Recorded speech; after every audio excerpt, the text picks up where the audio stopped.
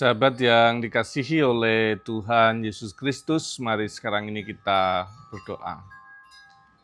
Kami mempersiapkan diri mendengar kebenaran firman-Mu, nyatakanlah kebenaran sabda-Mu kepada kami.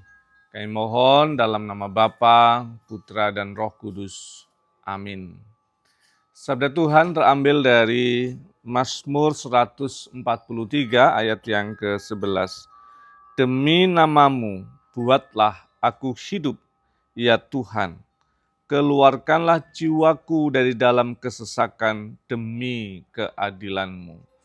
Sahabat yang dikasihi oleh Tuhan Yesus Kristus, bacaan kita disebut sebagai bacaan penyesalan, bacaan ratapan, titik nadir doa pertolongan dari Raja Daud karena menghadapi begitu banyak tekanan dari luar atas dirinya. Termasuk juga sebenarnya tekanan dalam dirinya, bagaimana dia harus berhadapan dengan perasaan ketakutan, perasaan penyesalan, perasaan juga berkaitan dengan berbagai pergumulan yang harus dihadapi karena tekanan dari luar itu. Tapi memang fokus sekarang ini kita coba lihat adalah soal apa yang dia minta. Yang dia minta itu adalah hidup. Dengan apa? Demi nama Tuhan. Apa yang dimaksudkan? Demi nama-Mu berikanlah, buatlah aku hidup. Demi nama Tuhan itu menunjukkan satu kepercayaan, keyakinan dalam hatinya Daud dalam berbagai masalah hidupnya. Nama itu punya reputasi. Kalau kita menyebut nama seseorang, kemudian kita punya ingatan atas orang itu, kita tahu reputasi orang itu.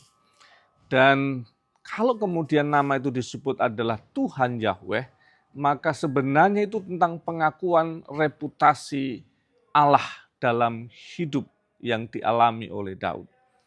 Allah itu punya reputasi Allah yang kasih, Allah yang penolong, Allah yang kuasa, Allah yang mengampuni, Allah yang memulihkan. Maka Daud berdoa demi nama-Mu, bukan demi kebaikan dan nama Daud sendiri. Karena tidak cukup demi nama dan kebaikan Daud, dia mendapatkan kehidupan dalam dirinya. Hanya karena demi nama Tuhan saja. Dan itu harus juga jadi milik kita. Kita tidak mungkin hidup demi nama kita. Tidak mungkin kita datang ke Tuhan dan mengatakan, Tuhan demi segala kebaikanku atas kehidupan ini, berikanlah aku hidup. Maka tidak akan pernah cukup. Tapi demi nama Tuhan yang penuh kasih itu, kita punya pengharapan, punya kepastian atas kehidupan ini. Itu bagian yang perlu kita hayati dalam diri kita. Kemudian yang kedua yang boleh kita hayati pula adalah soal keluarkanlah jiwaku dari dalam kesesakan demi keadilan-Mu. Kalau konteks bacaan kita demi keadilan Tuhan itu supaya Tuhan pertimbangkan, Tuhan perhitungkan supaya Daud dilepaskan dari semua musuh yang berusaha untuk membunuh dan menjeratnya. Bahkan dikatakan, lenyapkanlah semua musuhku demi nama-Mu. Binasakanlah, lenyapkanlah semua yang mendesak aku. Demi keadilan-Mu Tuhan. Nah sekarang kalau kita menggunakan kata demi keadilan Tuhan, kita juga perlu siap.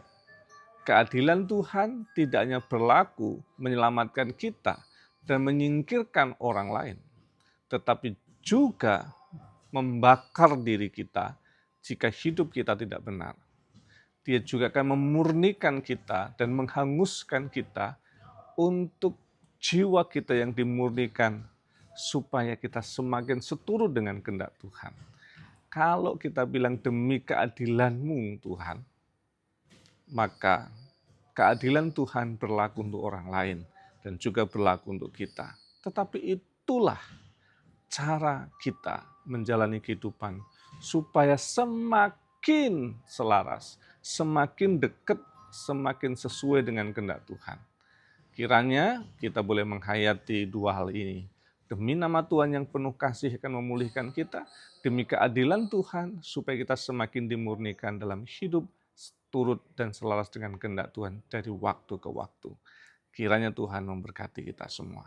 Amin. Mari kita berdoa. Bapa kami yang di surga, dikuduskanlah namamu, datanglah kerajaanmu, jadilah kehendak-Mu di bumi seperti di surga. Berikanlah kami pada hari ini makanan kami yang secukupnya. Dan ampunilah kami akan kesalahan kami, seperti kami juga mengampuni orang bersalah kepada kami. Dan janganlah membawa kami dalam pencobaan, tapi lepaskanlah kami daripada yang jahat. Karena Engkau yang punya kerajaan dan kuasa dan kemuliaan sampai selama-lamanya. Amin. Tuhan yang penuh cinta, kasih, dan keadilan, terus senantiasa menopang, menolong setiap sahabat, dalam nama Bapa, Putra, dan Roh Kudus.